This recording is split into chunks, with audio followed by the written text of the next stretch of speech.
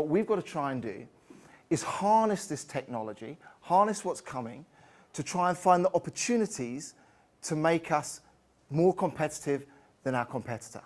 That's the challenge we face. And the problem is we focus purely on the technology. Okay. So some of those great things that Craig spoke about, the Internet of Things, blockchain, robotics, artificial intelligence, that's all fantastic. That's all brilliant.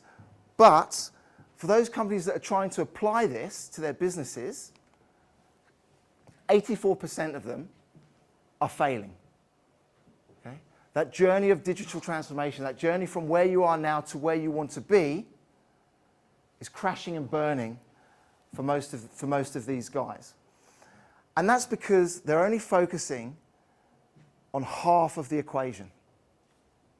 They're just focusing on the technology. And this isn't just me making this up. This is based in research. That there are two elements that you need to consider as a business, as an entrepreneur, if you want to take your company from A to B. And the second part of the equation, and the reason why it's failing 84% of the time for people, or for businesses, is because of the people. Okay? And you know this, you see this in the businesses that you hang out in. Actually, did you know that for those businesses that focus as much on their people as they do their technology while they're trying to go through that digital transformation, are 37 to 52% more profitable than those that just completely ignore the people. When we ask someone to change, you go through exactly the same process as you do when you lose a loved one. It's exactly the same emotional state, exactly the same stages that you go through when you lose a loved one is when you are asked to change and do something different. So the first thing is shock. The second is denial. No. This isn't happening. Then you get angry. I am not moving seats. I'm not using that ERP system. There's no way they're going to get me onto this new accounting software. This blockchain? We're not using blockchain. I'm not losing my job. So that anger kicks in with the denial. If you're lucky, you get through that and you move to acceptance, and then sadness kicks in. Now the crazy thing about this is that if you haven't dealt with loss somewhere else in your life, you could have lost your mother, your father, and you never went through those stages that you have to go through to get through that loss, it stays inside you. So the moment you're asked to move chairs, all of that stuff comes out, and it's part of the reaction that you have. And it's why we get this massive overreaction, and why we don't understand why they are resisting moving as we try and move our companies forward, are doing it at such a rate. So as businesses, what we have to do is we have to try and find a way to work with ourselves, but also with our people, to improve their ability to change. If we want to move forward in the future, we have to become what I call change fit. Okay. So how do we do that? Well, there's lots of people that tell you how to manage change and to do all those things. But from the research that I've looked at, I've sort of pinned it down to four things. Just four things that if you can do is going to make the biggest difference to trying to move your business from here to over here. And I'm going to use an example of a story to tell you that. So does anyone recognize these two guys? James Dean. I'll take a compliment from there. Sorry? No. Look, I wouldn't expect you to. Okay, I wouldn't expect you to know it. These are just two RAF soldiers from World War II. It's amazing how we try and transpose this stuff here. Okay, two. But actually, these two guys were quite amazing. This is Flight Lieutenant Leslie Bull. And this is squadron leader. You've got to, when you say squadron leader, I know I've got to appreciate, but you have to say squadron leader. Squadron leader Roger Bushell on the right. Okay? He's actually a South African, by the way. This guy, 12 years old, he moved to England He went to Cambridge. He was the ski captain at Cambridge. I don't know, you don't have snow or skiing in England, so I don't know how that happened. So he's a ski captain at Cambridge, and then he joined the RAF. Okay, does anyone reckon, this is where the, rather than millennials, the older generation going, yeah, I know this one. Does anyone recognize these two guys? Yep. Steve McQueen. Steve McQueen as Virgil Hilts, the Cooler King, in the 1963 movie, The Great Escape. Okay? I don't know if anyone hasn't seen The Great Escape, you have to watch that movie. You have to. Okay. This guy? Dickie, yes. Richard Attenborough. So you all know David Attenborough. You know, this is his brother. And you might recognize him. Put a beard on him, a few wrinkles, and it's Jurassic Park that we saw earlier on. Okay. And he was known as Big X in the movie The Great Escape. Now, I watch a lot of these movies, and I read a lot of books about World War II because it's just fascinating for me.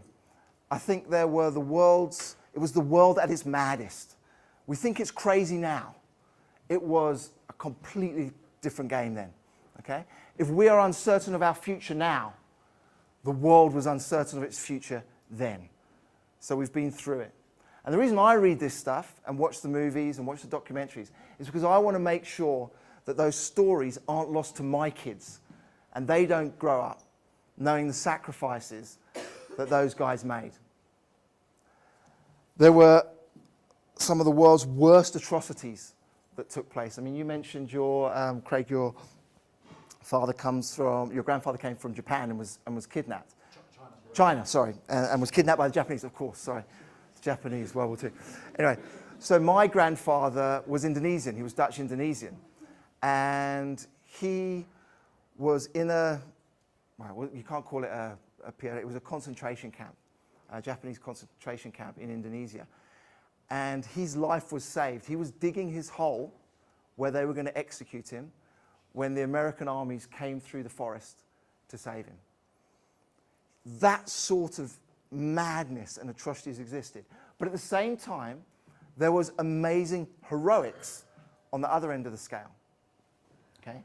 And that's really the story of The Great Escape from 1963, and where these two guys come in.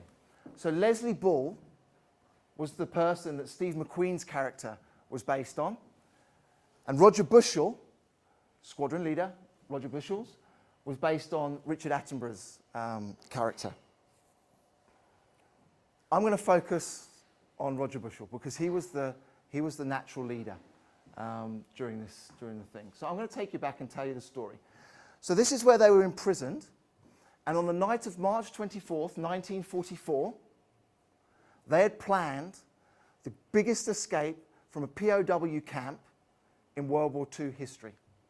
The POW camp was Staglift Luft 3, and it was the North Compound. It was a prisoner of war camp in Nazi-occupied Poland. Now, if you can imagine, at this time, the Geneva Convention was in place, but it wasn't being adhered to. The Germans were fighting on the Eastern Front against the Russians. They were fighting on the Western fronts against the British, and we were coming up through Africa with the Allies as well. So they're fighting on three fronts. Rules went out the window. So the type of life that the people living here were living was pretty bad, okay? It's probably worse than you can imagine. And they trying to escape from that. Now, most human beings in that situation actually go the opposite.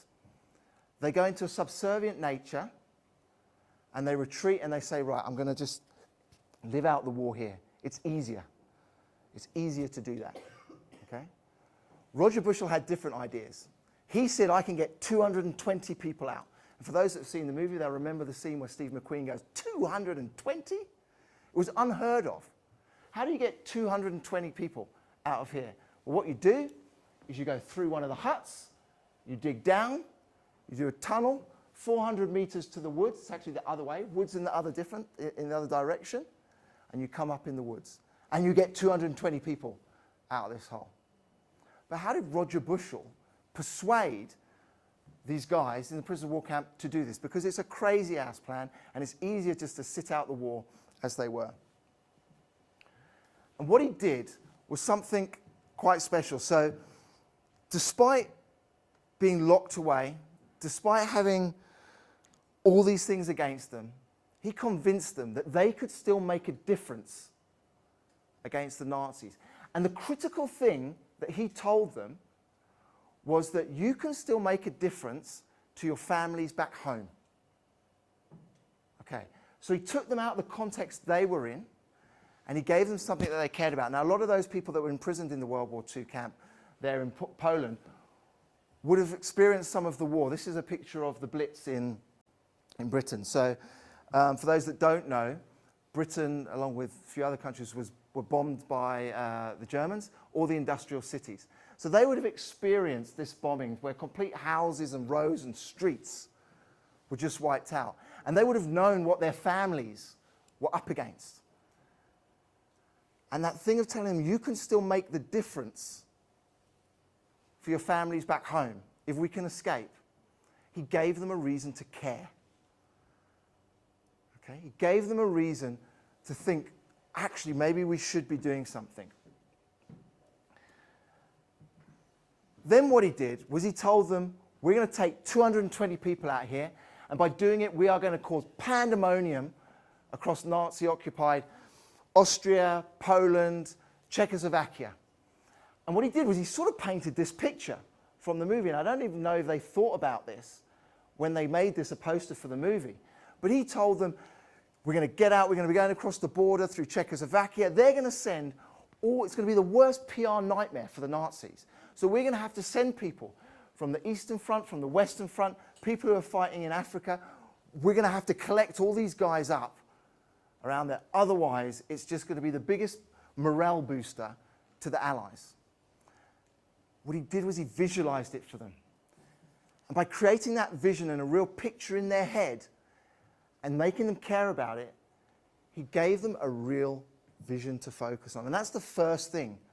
As a business moving from here to here, if you want to get people to change, you need to have a vision that people care about and that they focus on and they believe they can be a part of. So I'm used to pressing this, and I forget I got this in my hand. The second thing he did that stats now showing us and research is showing us works in businesses is he created small teams of innovation. Okay? Small hubs that were self-managed, allowed to make their own mistakes, allowed to learn from, not punished, not penalized, in order to innovate and to do what needed to be done. Okay? Now, if you imagine, to do that in the army, it's quite tricky.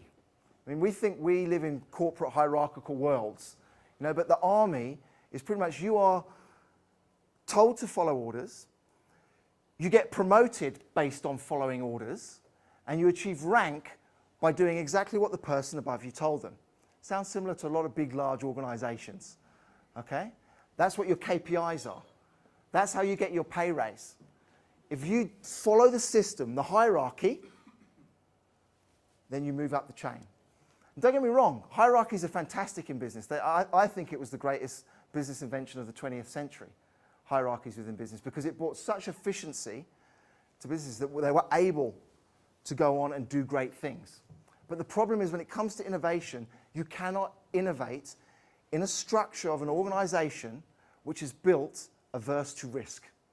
When it's built to save money, when it's built to be efficient, you cannot innovate and you can't take risks. It's just not within that DNA. Okay? So what he did was he got the guys to dig tunnels. He got tailors to make suits. He got scroungers to find the stuff you needed to dig the tunnels. He created those small, independent groups. And that was the second thing. This is actually a great picture. So this is some of the innovation. It comes from the movie, but it was actually a true thing. So can you imagine if you're digging down in a tunnel and you've gone 6 feet down to dig 400 meters, the color of the earth in the tunnel is a completely different color to the color on top. So how the hell do you hide 400 meters in a size this big's worth of dirt on a compound where it's a completely different color.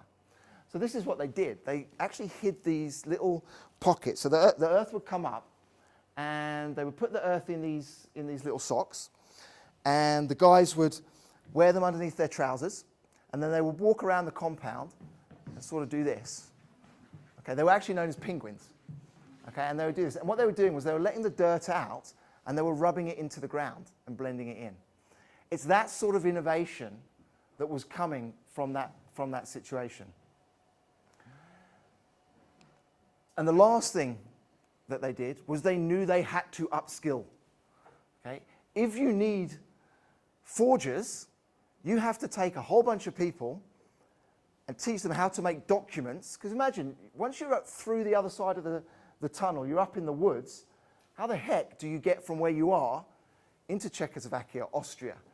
You've got to have documentation.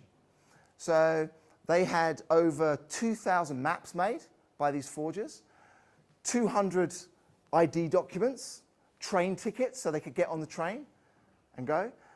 And there's an interesting point about the train tickets, actually, because when they started to go through the tunnel and they came up, they found themselves 20 feet short of the woods.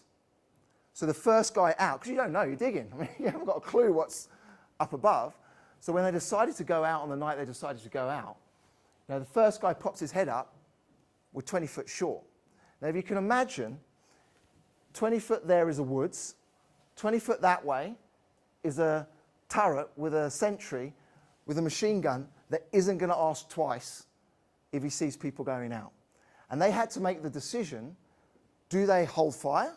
Do they save it for a month later? Or do they go that night? And actually the decision was made because all the train tickets had dates on them. So they had to go out that night. Otherwise they couldn't have done the forging process through there. So they had to create these forgers, and they had to upskill these guys to create these documents. The other thing they had to do was tailors. You know, they haven't got suits. You can't go off in your POW or your officers' uniforms. So they created out of the suits they had, they turned them into civvy clothes. And the people that went first in the tunnel got the best gear. And the further back you were, the less chance you had of escaping. So they got the worst thing. They were sort of left on their own to sort it out. But the key thing was they had to upskill. So in order to make this happen, they had to upskill everyone. And that's really the 4 things that you need to think about and do if you're going to go on this transformation journey. You have to make sure that you've got a vision that your team can believe in, can care about, in order to go through those challenges. The second thing you need to do is you really need to take a serious look at the structure of your organization. If you're in an organization that is a hierarchy, that is difficult to innovate, that doesn't have the money to try and fail, you need to change that structure. The third thing you need to do is you need to upskill your team. You cannot expect to put new technology in place, to do crazy innovative things, and expect your team just to know what they've got to do. You've got to support them, you've got to upskill them so that they can do that. And fourth, and arguably the hardest, is you need leadership that believes in that vision, can set that vision, a leadership team that buys into that, and drives everyone and mobilizes everyone forward. There were 1,000 people in North Compound of Stalag Luft 3. 600 of them were mobilized into getting involved in this escape. So, I put it to you guys, be excited about the technology, be scared about the technology, see it as an opportunity, but don't forget that if you're going to succeed in this challenge, you have to equally focus on your people. I challenge you all to go and create your own great escape. Thank you.